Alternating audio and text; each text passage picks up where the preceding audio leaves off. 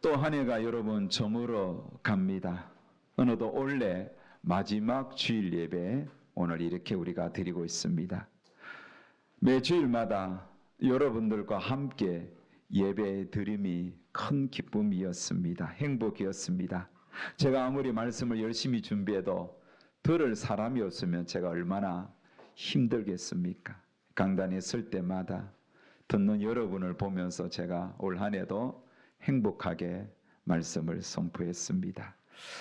이렇게 여러분 마음껏 예배 드릴 수 있고 마음껏 설교할 수 있다는 것, 이 자체도 큰 기쁨이요 즐거움이요 감사합니다. 또 여러분 서로에게도 서로 감사한 일이죠. 혼자 예배 드리면 얼마나 힘들겠습니까? 함께 같은 교회에서 같이 찬양하고 같은 설교자의 말씀을 듣게 되는 것도 얼마나 큰 은혜입니까? 그러기에 우리 이렇게 한번 인사합시다. 함께 예배 드려서 감사했습니다. 또 다시 한 번 더 주님 계셔서 든든했습니다. 아멘. 여러분 인생을 살면서 필요한 것들이 참 많죠.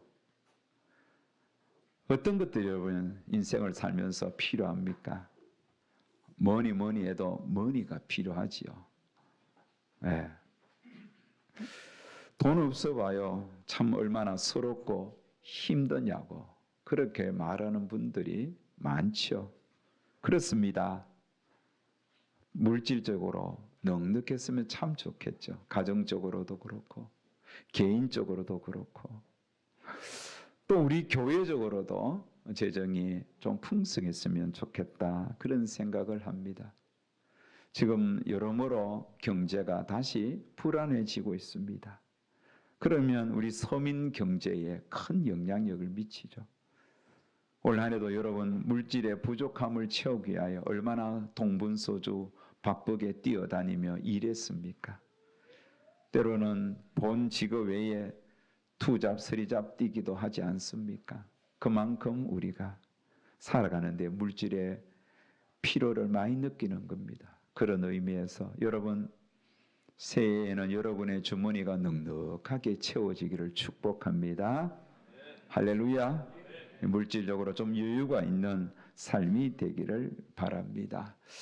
그런데 여러분 물질만 필요한 게 아니죠. 어떤 분은 또 이야기합니다. 물질이 많으면 뭐하냐? 건강해야지. 그렇습니다. 건강이 정말 필요하죠. 아무리 물질이 많이 있어도 내 건강 잃으면 그게 어떤 의미가 있겠습니까? 그래서 여러분 건강하고 또 물질이 넉넉해서 나누고 베풀고 또 주께 드림에 있어서 주저하지 않는 그런 생이 되어야 하지 않겠습니까? 그래서 여러분 물질에도 여유로운 그런 새해가 되면 좋겠고 또 여러분 건강도 아프지 말고 병원 가지 말고 약 먹지 않고 그렇게 좀 건강하게 여러분의 남은 생을 살아가시기를 주의 이름으로 축복합니다. 그렇습니다. 자, 그런데 우리가 이렇게 경제적으로도 그렇고 건강도 해야 되겠지만 우리가 하나님을 믿는 성도로서 정말 중요하고 필요한 게 더 있습니다. 그것은 지혜입니다. 우리는 12월 한 달 동안 하나님께서 우리에게 얼마나 지혜를 주시기 원하는가에 대하여 말씀을 통하여 들었습니다. 여러분 지혜는 땅에서부터 오는 게 아닙니다. 하나님께로부터 옵니다. 여러분 지혜는 하나님을 경외할 때 하나님이 주시는 겁니다. 내가 마음과 뜻과 힘을 다하여 하나님을 경외하고 높이며 사랑할 때 하나님께서는 그런 자기 백성을 주목하시고 지혜를 주실 뿐만 아니라 우리가 구하지 않는 그런 부와 명예도 솔로몬처럼 주시는 것입니다. 그래서 우리는 12월 한 달 동안 우리가 하나님께 어떤 지혜를 받아야 할지를 배웠습니다. 우리의 인생의 부족함을 채워줄 수 있는 지혜, 내 인생의 근본을 바꿀 수 있는 지혜, 더 나아가 우리는 하나님의 백성 성도로서 의롭게 착한 행실을 드러내며 살아가야 할 그런 지혜가 필요함을 듣게 되었습니다. 또한 지난주에는 크리스마스의 지혜 들으면서 성탄 시전에 우리가 어떤 지혜를 가져야 할지 배웠던 겁니다. 자, 오늘은 12월 마지막 주, 또 올해 마지막 주일 이 예배에 한 가지 더 여러분이 지혜에 대하여 들어야 되겠습니다. 그 지혜는 하루하루의 지혜입니다. 다시 말하면 일상에서 우리가 체크하고 누려야 할 지혜인 겁니다.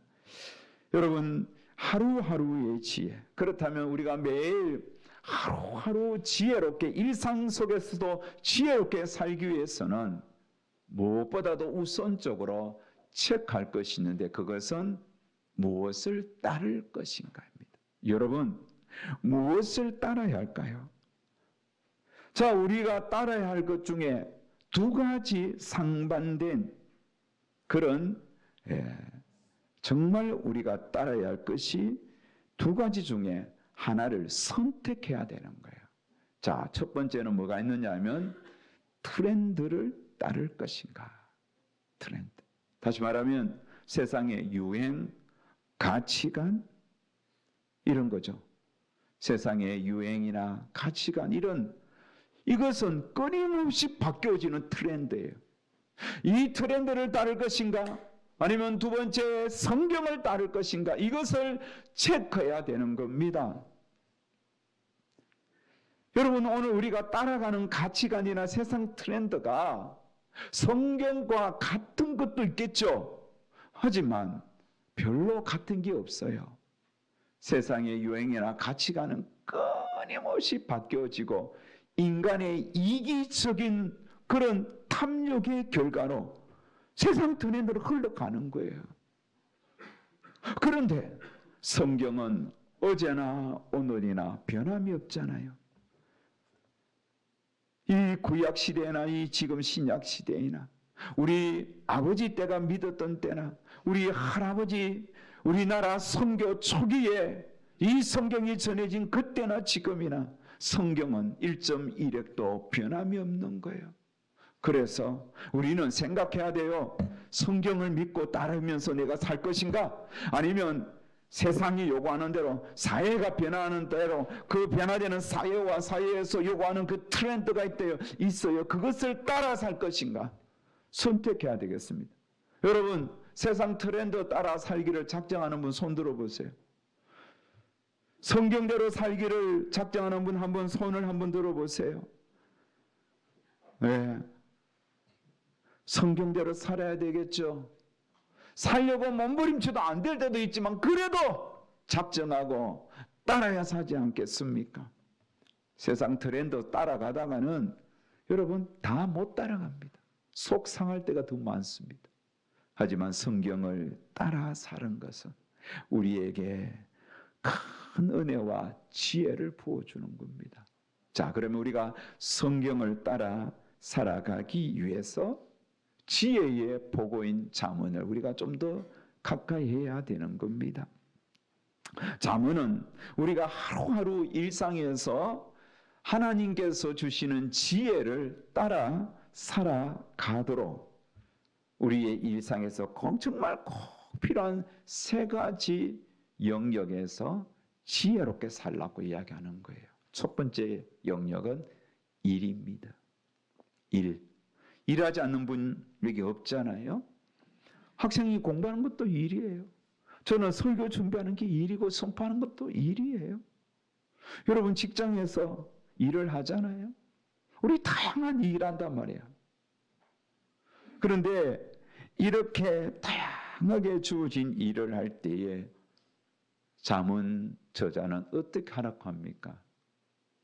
이것입니다. 부지런히 하라. 부지런하라. 한번 따라합시다. 부지런하라. 이게 잠언의 교훈이 하나님이 우리에게 요구하는 거예요. 자, 오늘 본문을 다 같이 한번 읽겠습니다. 시작. 손을 게으르게 놀리는 자는 가난하게 되고 손이 부지런한 자는 부하게 되느니라. 여름에 거두는 자는 지혜로운 아들이나 추수 때에 자는 자는 부끄러움을 끼치는 아들이니라. 무슨 말이죠? 부지런하게 좀 살라는 거예요. 부지런하게 일하라는 겁니다. 부지런의 반대말은 뭐죠? 게으름이죠. 그래서 잠언은 부지런한 자와 게으른 자를 계속 비교하면서 우리에게 교훈을 줍니다. 자, 방금 우리가 읽었던 이 말에도 부지런한 자와 게으른 자가 비교되잖아요. 손이 부지런한 자는 부하게 되고 손이 게으른 자는 가난하게 된다고 이야기하죠. 자, 손이 부지런한 자는 여름에 어떻게 합니까? 곡식을 거두는 거예요. 여름에 거두는 자는 지혜로운 아들이다. 자, 여기서 여름에 거둔다는 이 단어는, 이 말은 추수 때에 거두는 자입니다. 여러분, 추수 때에 거둘 수 있는 자가 되어야 되잖아요. 근데 게으른 자는 추수 때에 뭘 합니까? 잠을 자는 거예요. 속이 뒤집어지겠죠, 여러분. 여러분, 부모로서 자녀가 추수 때에 추수하지 못하고 잠을 잔다면 이게 정말 속이 상하는 거예요. 그래서 오늘 말씀에도 추수 때에 자는 자는 부끄러움을 끼치는 아들이니라 이렇게 이야기하잖아요. 그래서 정말 하나님께서 오늘 우리에게 원하시는 요구는 부지런하게 일해라. 할 수만 있다면 부지런하라는 거예요. 또 오늘 이 본문 9절 외에도 잠언서 곳곳에서 부지런하게 일하기를 원합니다. 12장 24절 부지런한 자의 손은 사람을 다스리게 되어도 가난한 자는 부림을 받느니라. 부지런하게 일할 때에는 사람을 다스리는 위치에 올라간다는 겁니다. 부지런해야 되는 거예요. 또 18장 9절에 보면 자기의 일을 게을리하는 자는 패가하는 자의 형제니라. 자기의 일을 게으르게 하면 결국은 망할 수밖에 없다고 말씀하잖아요. 그래서 여러분, 우리가 일상에서 정말 지혜가 필요한데, 특별히 우리의 일터에서 저와 여러분에게 주어진 그 일을 함에 있어서 부지런해야 되겠습니다. 자, 잠언은 부지런한 자를 이야기할 뿐만 아니라 게으른 자에 대해서도 경고를 참 많이 하는데, 게으른 자를 말할 때마다 꼭 언급하는 게 하나 있습니다. 그게 뭐냐면 잠입니다. 잠. 아니, 목사님, 여호와께서는 사랑하는 자에게 잠을 주신다고 했잖아요. 시편 127편 2절에 보면 여호와께서는 그의 사랑하는 자에게 잠을 주시는도다 했는데 왜 잠과 게으름을 그렇게 연결시키냐? 여러분, 시편의 초점은 잠언하고 좀 다릅니다. 여호와께서 그의 사랑하는 자에게 잠을 주신다고 했을 때 이 잠을 주는 자는 어떤 자입니까? 부지런한 자예요. 부지런하게 일하고 열심히 노력하고 최선을 다했을 때 잠자리에 누워봐요. 바로 잠이 오는 거예요. 근데 낮에 잠 다 잤는데 어떻게 저녁에 잠이 오겠습니까? 그건 잠이 안 오는 거예요. 어젯밤에 잠 못 주무신 분 있어요? 그러니까 내가 좀 불면증이 있어서 못 주무시는 그거는 예외고, 정말 열심히 부지런하게 일해봐요. 딱 자리에 누우면 코 고는 거예요. 베개 대이자마자 오찬에 코를 고는 거, 이게 복입니다. 하지만 잠언서에서 이야기하는 게으름은 일할 때 일하지 않는 자에 대해서 이야기하는 거예요. 남들은 일할 때 자고 남들이 잘 때 깨어 있는 거, 이건 게으른 자의 아주 특징입니다. 그래서 잠언은 그 게으름에 대하여 잠과 연관시켜서 말씀을 하는데, 자, 20장 13절 다 같이 시작. 너는 잠자기를 좋아하지 말라. 내가 빈궁하게 될까 두려우니. 내 눈을 뜨라. 그리하면 양식이 족하리라. 자, 성경도 이야기하고 우리가 제일 무거운 게 뭐라고요? 눈꺼풀이라고. 그래, 내 눈을 뜨라 라고 하잖아요. 눈을 뜨라. 그리하면 양식이 족하리라. 잠자기를 좋아하지 말라는 거예요. 가난하게 되는, 부지런하게 일하라는 뜻입니다. 24장 33절 34절 또 한번 읽겠습니다. 시작. 내가 좀 더 자자, 좀 더 졸자, 손을 모으고 좀 더 누워있자니 내 빈궁이 강도같이 오며 내 곰핍이 군사같이 이르리라. 여러분 부지런하시기 바랍니다. 그게 하나님께서 우리에게 원하시는 거예요. 물론 아무리 일을 해도 가난하게 살 수가 있습니다. 정말 부지런하게 애써도 가난하게 살 수도 있고요. 별로 반대로 일하지 않아도 부유하게 사는 자들이 가끔 있습니다.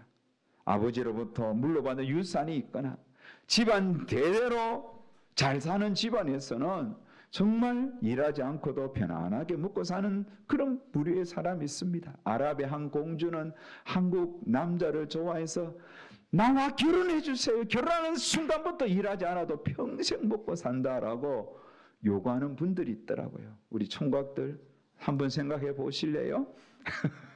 여러분, 그러나 자문에서 이야기하는 것은 어떤 조건이냐? 부모로부터 상속을 많이 받고 아랍 공주를 만나서 부자, 그런 어떤 배경이 있는 것에서 출발한 게 아니라 똑같은 백지에서, 아무것도 없는 백지에서 가난한 자와 게으른 자와 부지런한 자는 차이가 나는 거예요. 그걸 이야기하는 거예요. 그래서 할 수만 있다면 여러분 부지런하게 일을 하시기 바랍니다. 죄 짓는 것이 아니라면 부지런하시기 바랍니다. 더불어 골로새서에서 바울은 그렇게 부지런하게 일하되 한 가지 더 우리에게 교훈을 주는데, 골로새서 3장 22절 23절에 보면 종들아 모든 일에 육신의 상전들에게 순종하되 사람을 기쁘게 하는 자와 같이 눈가림만 하지 말고 오직 주를 두루하여 성실한 마음으로 하라. 무슨 일을 하든지 마음을 다하여 죽게 하듯 하고 사람에게 하듯 하지 말라. 부지런하게 일하되 죽게 하듯 하라는 거예요. 이 두 가지 꼭 기억하세요. 부지런하게 하되 죽게 하듯, 그렇게 하나님 앞에 일을 하라. 그러면 하나님께서 더 큰 은혜를 주시는 겁니다. 교회 우리가 우리 설교 끝나고 이제 새해 봉사자 임명을 할 것인데, 내게 주어진 일이 어떤 일이든 간에 최선을 다해서 부지런히 감당하셔야 되겠습니다. 막 직분 받고도, 일을 받고도 가만히 있지 말고 내가 어떻게 하면 이 일들을 잘 감당할 것인가 고민하고 기도하고 애쓰시기 바랍니다. 근데 하나님께서 주신 재능 최선을 다해 감당하시기 바랍니다. 소리 소문 없이 빠지고 하기 싫으면 안 하고 그러지 마세요. 부지런하게 죽게 하듯 감당해야 되겠습니다. 자, 두 번째 우리 일상에서 지혜를 발휘해야 할 것은 바로 말입니다. 잠언은 우리의 언어와 말에 대하여 정말 많이 언급합니다. 잠언 21장 23절에 보면 입과 혀를 지키는 자는 자기의 영혼을 환난에서 보존하는디라. 여러분, 입과 혀를 지키는 것, 환난에서 내 영혼을 지켜주신다는 거예요. 말을 잘하라는 거예요. 말에 지혜가 있어야 되는 거예요. 자, 옛 속담에 말 한마디로 얼마를 갚는다고요? 얼마의 빚을 갚는다?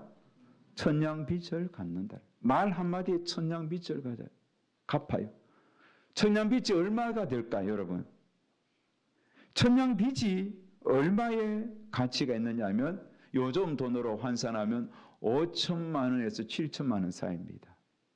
이야, 여러분, 말 한마디 잘하면 5천만 원, 7천만 원 빚도 갚을 수가 있는 거예요.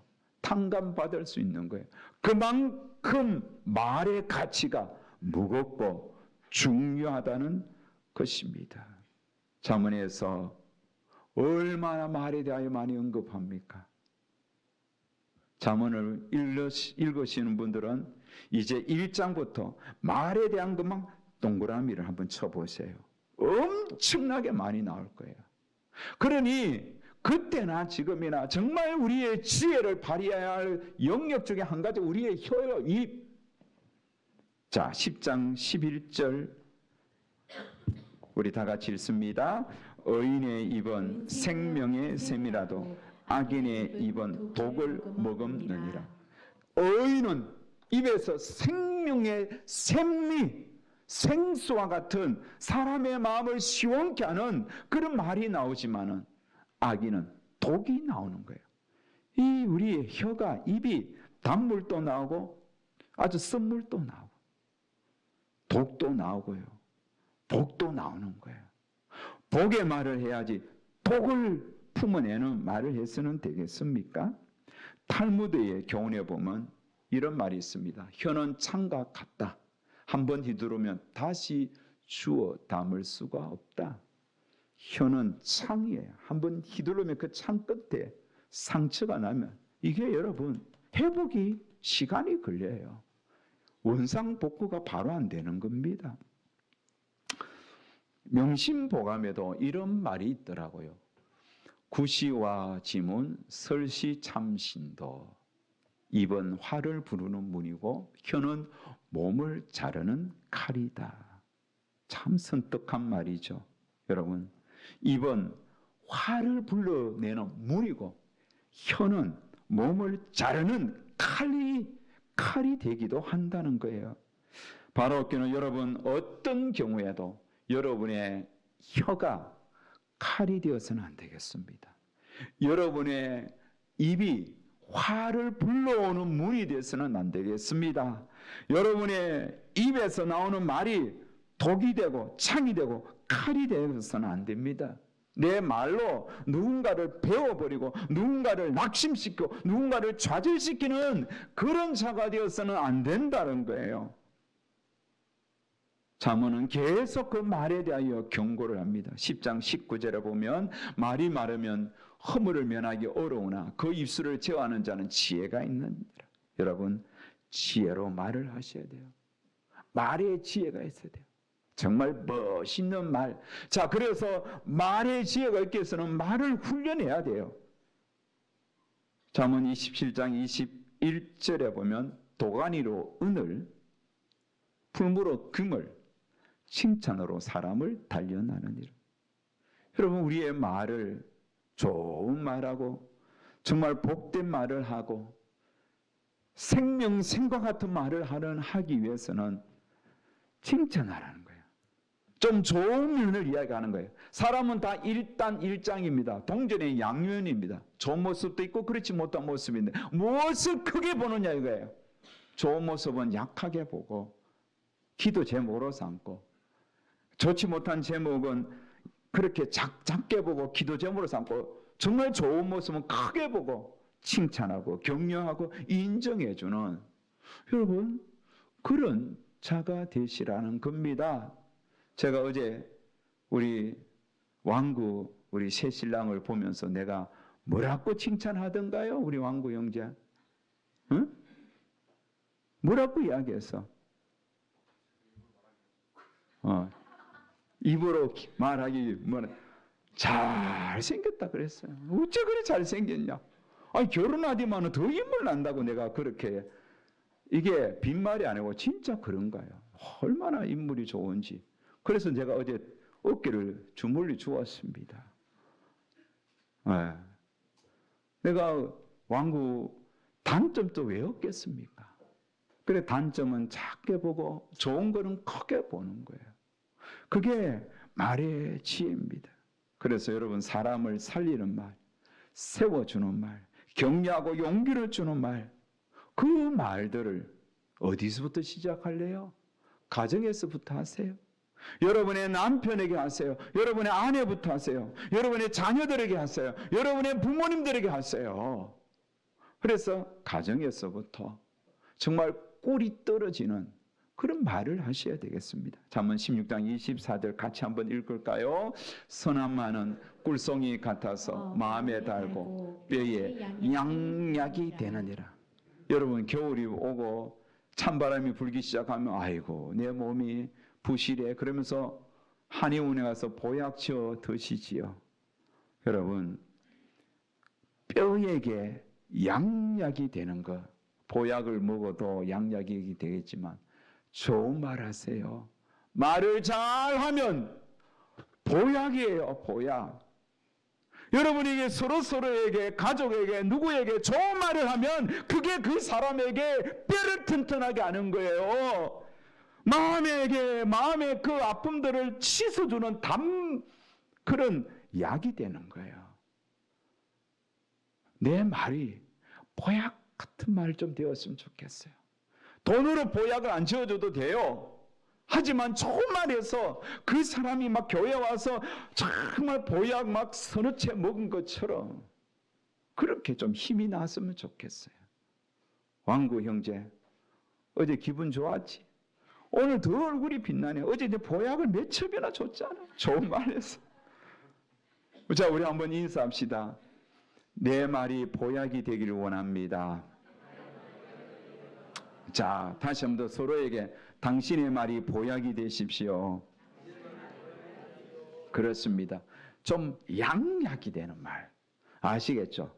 삐딱하게 보고 말만 하면 막 독이 튀어나오고 칼이 튀어나오고, 그래서 저 인간만 보면 막 언제 독이 나올지 언제 칼이 나올지, 아이고 잘못하다 저 칼에 나오면 칼에 맞아 죽는데, 그러면서 그런 사람들 주변에는 말하지 않습니다. 말을 피하는 거예요. 말 안 섞으려고 하는 거예요. 왜? 괜히 잘못 섞었다가 함께 칼 맞을까 봐. 그런 분들이 있습니다. 그러지 말아야 돼요. 여러분 중에 있다는 말이 아니라 세상에 참 많다는 겁니다. 자, 제가 이야기 하나 하겠습니다. 목사님 설교는 너무 딱딱하다고 하는 분들이 있는데, 제가 딱딱한 것을 풀기 위해서라도 옛날에 책을 읽은 것 중에 하나가 딱 생각나는 거예요.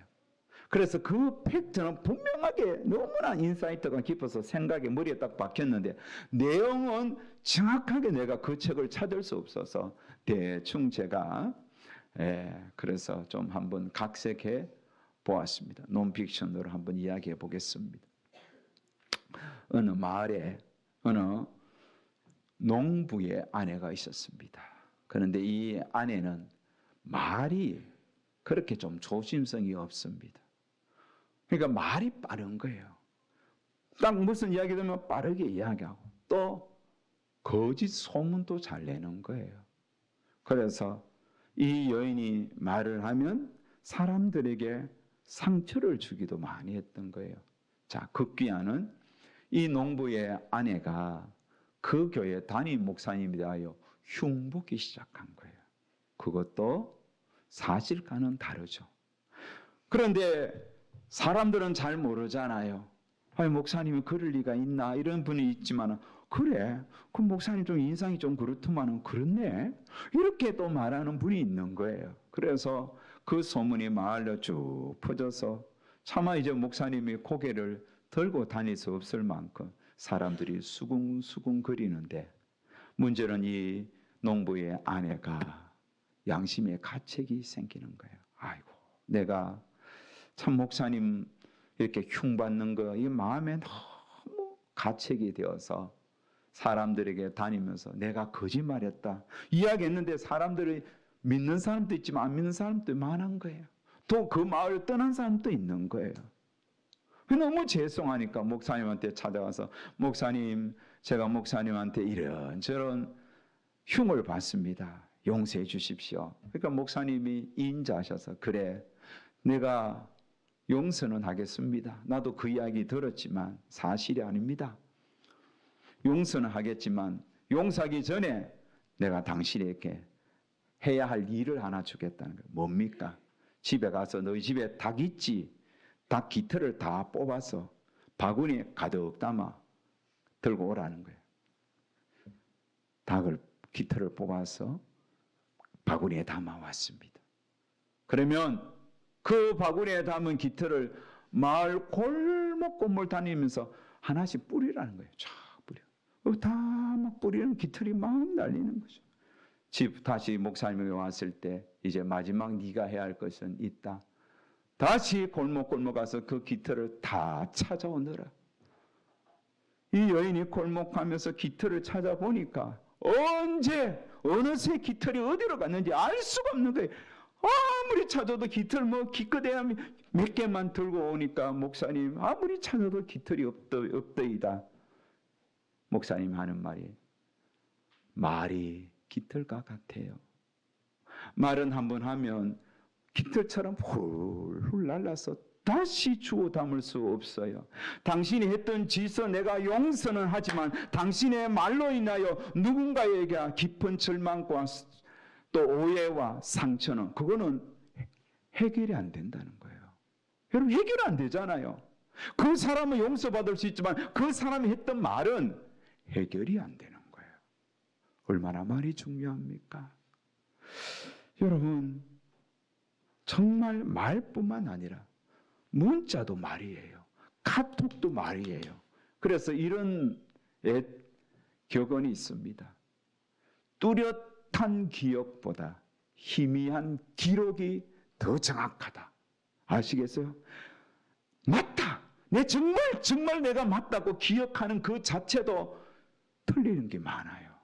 하지만 희미하게 보일 듯 말 듯 기록해도 쫙 비춰보면 그 기록은 정확한 거예요. 그래서 조심해야 돼요. 말도 조심하고 기록하는 거, 문자하는 거 조심해야 돼요. 그게 사람들에게 큰 상처와 아픔을 주는 거예요. 함부로 여러분 문자하고 톡으로 그렇게 아픔을 주지 마세요. 차라리 만나서 대화로 푸는 게 좋습니다. 특별히 여러분 성경은 말할 때 있어서 급한 마음으로 말하지 마요. 화가 난 상태에서 말하지 말라고 이야기합니다. 자, 14장 29절 시작. 노하기를 더디하는 자는 크게 명철하여도 마음이 조급한 자는 어리석음을 나타내느니라. 그렇습니다. 노하기를 더디하는 자는 크게 명철하여도 조급한 자는 어리석음을 나타내. 막 화가 난 상태에서 말하면 조급한 상태로 말하면 어리석음이 나타나지만 분노를 더디하면 이렇게 누그러고 좀 참고 말을 하면 그게 명철한 말이 된다는 거예요. 14장 17절도 말씀합니다. 시작. 노하기를 속해하는 자는 어리석은 일을 행하고 악한 계교를 깨하는 자는 미움을 받느니라. 그렇습니다. 노하기를 속해하는 자 어리석게 된다는 거예요. 그래서 여러분 화가 치밀어 오를 때 차라리 한번 숨을 크게 들어 마시고 좀 누르십시오. 한번 참으십시오. 타이밍을 한번 끊으십시오. 그러면서 다시 좋은 말로 바꿀 수 있을 때까지 좀 침묵하셔야 되겠습니다. 잠언은 계속 이야기합니다. 15장 1절 2절에 보면 유순한 대답은 분노를 쉬게 하여도 과격한 말은 노를 격동하느니라. 지혜 있는 자의 혀는 지식을 선히 베풀고 미련한 자의 입은 미련한 것을 솟느니라. 내 마음을 제어할 때까지 말하지 마시고 글 쓰지 마시고 기도하시기 바랍니다. 그래야 우리가 지혜자가 되는 거예요. 일상에서 이 말의 중요성을 정말 잠언은 계속 이야기합니다. 25장 28절에도 자기의 마음을 제어하지 아니한 자는 성읍이 무너지고 성벽이 없는 것과 같으니라. 우리 마음을 제어해서 우리 말이 성벽이 없는 자와 같은 자가 되면 안 됩니다. 성벽이 없으면 얼마나 많은 침략을 받겠습니까? 그 말로 우리가 성벽을 칠 수 있어야 되지. 말이 함부로 하면 성벽 없는 자처럼 정말 무너지게 됩니다. 자, 세 번째, 우리 일상에서 정말 또 우리가 지혜를 가져야 할 것은 바로 돈입니다. 잠언은 돈에 대해서 정말 많이 이야기합니다. 그래서 자, 24장 4절 5절에 보면 이렇게 이야기합니다. 한번 같이 읽겠습니다. 시작. 부자 되기에 애쓰지 말고 내 사사로운 지혜를 버릴지어다. 내가 어찌 허무한 것에 주목하겠느냐. 정령이 재물은 스스로 날개를 내어 하늘을 나는 독수리처럼 날아가리라. 아멘. 여러분, 부자 되려고 온갖 수단과 방법, 편법을 버리지 말라는 거예요.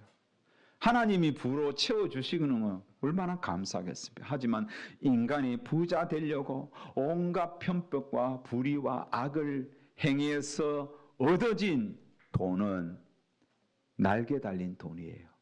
독수리 날개가 포덕포덕 그러듯이 그렇게 부자 되기를 힘써서 불의한 방법으로 취한 모든 그런 물질들은 날아가는 거예요. 날아가는 거예요. 여러분 주머니에 있는 돈 잘 간수하세요. 날개가 있어요. 지금 우리가 좀 이렇게 오늘 말씀에 비춰서 하늘 보면 날개 달리고 떠돌아다니는 돈이 얼마나 많은지 몰라요. 한순간 사라질 수밖에 없는 것. 돈이라는 것은 한순간에도 사라질 수 있는 거예요.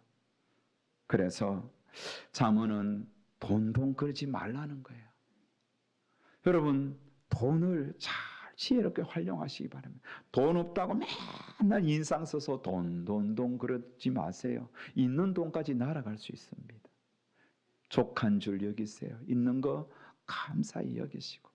그러면서 주님은 돈을 우리가 지혜롭게 관리하고 쓸 수 있는 한 가지 방법을 이야기해 줍니다. 잠언 3장 9절 10절 다 같이 시작. 내 재물과 내 소산물의 처음 익은 열매로 여호와를 공경하라. 그리하면 내 창고가 가득히 차고 내 포도즙 틀에 새 포도즙이 넘치리라. 아멘. 다시 말하면 내게 주어진 이 재물을 무엇보다도 우선적으로 주님을 위하여 공경하는 일에 쓰라는 겁니다.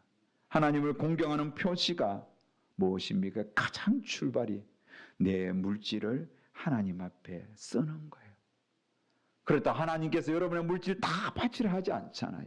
가장 기본적인 10의 1을 바칠 뿐만 아니라 주의 일을 위하여 물질을 아까워하지 말고 드릴 수 있는 것. 그게 공경입니다. 2번, 3번 고민하지 마시고 하나님께서 주시는 감동이 있을 때 하나님 앞에 드릴 수 있어야 돼요. 헌금 앞에 주저하지 마세요. 그거 하나님 원치 않습니다. 정말 주저하면 차라리 드리지 마세요. 하나님께서 원하는 것은 물질을 잘 관리하는 청지가 되게. 하나님 앞에 제대로 드리지도 못하면서 어떻게 내게 주어진 내 것을 잘 관리할 수 있겠습니까? 그래서 저는 지금까지 하나님 앞에 물질을 인색하게 그렇게 쓰지 않았습니다. 언제나 하나님 앞에 최선을 다하여 넉넉하게. 물론 내 살면은 궁핍할 때도 많았지만 하나님 앞에는 넉넉하게 드리는 일에 그렇게 살아왔습니다. 여러분 당장 주님 앞에 드리는 물질은 드린 만큼 마이너스입니다. 하지만 결과는 플러스예요. 왜요? 하나님께서 물질에 지혜를 주시고 복을 주시기 때문입니다. 그래서 어떤 목사님은 그렇게 말씀했습니다. 모든 성도는 100% 자기 교회 성도들은 100% 11조 한다는 거예요. 이야 대단합니다 목사님. 그런데 좀 11조가 100%인데 교회 와서 하나님께 또 11조 하는 사람이 있고 약국에 11조 하는 사람이 있고 친구한테 11조 하는 사람이 있고 다 다르다는 거예요. 무슨 말입니까? 살아보면 꼭 11조만큼은 빠져나가는 거예요. 그러니 주님 앞에 우리가 물질을 써야 되는 거예요. 그래서 주님을 기쁘시게 하는 일에 물질을 쓰면 나머지 내게 주어진 물질도 지혜롭게 쓸 수 있는 하나님의 은혜가 주어지는 겁니다. 그리고 그런 자에게 하나님은 또한 물질을 더 많이 채워주시는 겁니다. 자, 이제 말씀을 마무리하겠습니다. 10월 한 달 동안 잠언서를 통하여 지혜에 대하여 선포했습니다. 하나님은 저와 여러분의 삶 속에서 모두가 지혜로운 자가 되기를 원합니다. 여러분의 일터에서 부지런한 자로 살아가시기 바랍니다. 또 여러분의 말에 있어서 보약과 같은 말의 주인공이 되시기 바랍니다.